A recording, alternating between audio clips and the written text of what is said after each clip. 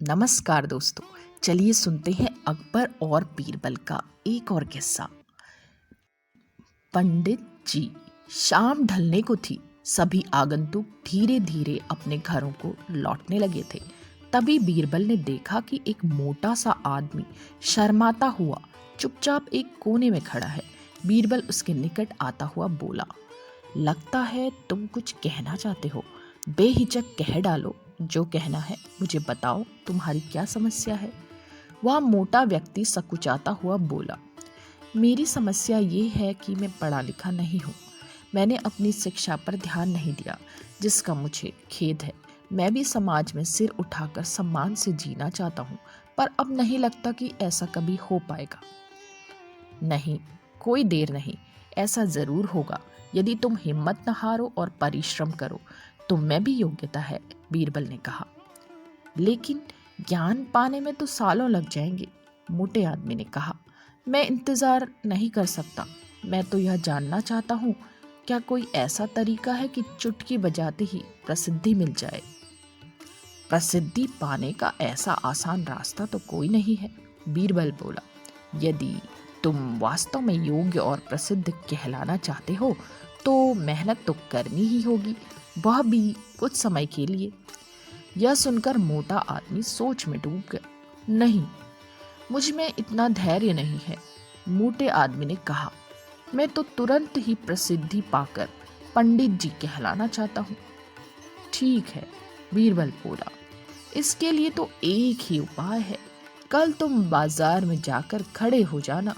मेरे भेजे आदमी वहां होंगे जो तुम्हें पंडित जी कहकर पुकारेंगे। वे बार बार जोर जोर से ऐसा कहेंगे, इससे दूसरे लोगों का ध्यान उस ओर जाएगा। वे भी तुम्हें पंडित जी कहना शुरू कर देंगे।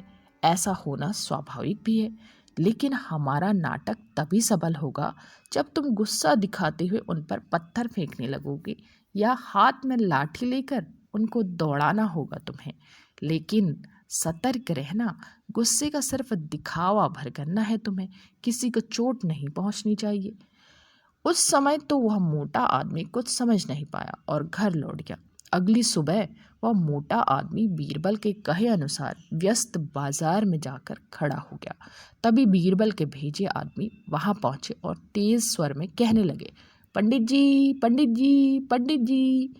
मोटे आदमी ने यह सुनकर अपनी लाठी उठाई और भाग पड़ा उन आदमियों के पीछे, जैसे सच ही में पिटाई कर देगा। बीरबल के भेजे आदमी वहां से भाग निकले, लेकिन पंडित जी का राग अलापना उन्होंने नहीं छोड़ा।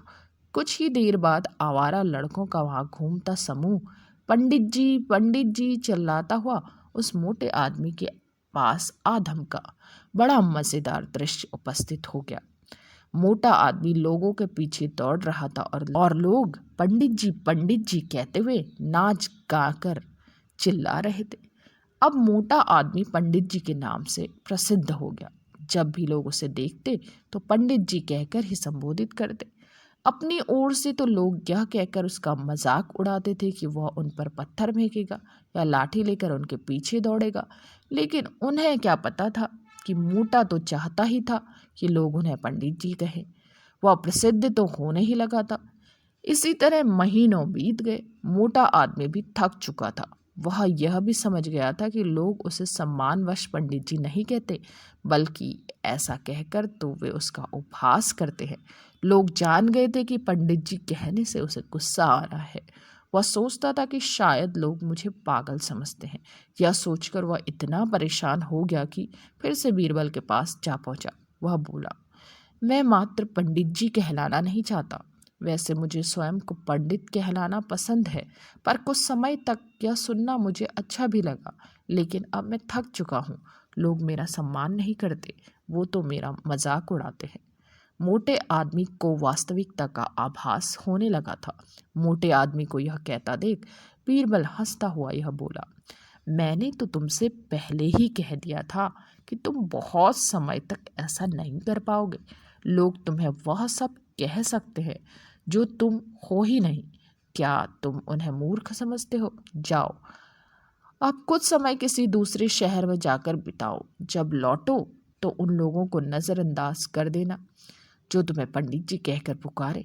एक अच्छे सभ्य व्यक्ति की तरह आचरण करना। शीघ्र ही लोग समझ जाएंगे कि पंडित जी कहकर तुम्हारा उपहास करने में कुछ नहीं रखा, और वे ऐसा कहना छोड़ देंगे। मोटे आदमी ने बीरबल के निर्देश का अमल किया। जब वह कुछ माह बाद दूसरे शहर से लौटकर आया तो लोगों ने उसे पंडित जी कहकर परेशान करना चाहा, लेकिन उसने कोई ध्यान न दिया। अब वह मोटा आदमी खुश था कि लोग उसे उसके असली नाम से जानने लगे हैं। वह समझ गया था कि प्रसिद्धि पाने की सरल राह कोई नहीं है। तो दोस्तों, ये था अकबर और बीरबल का एक और किस्सा। आपको कैसा लगा ज़रूर बताइए।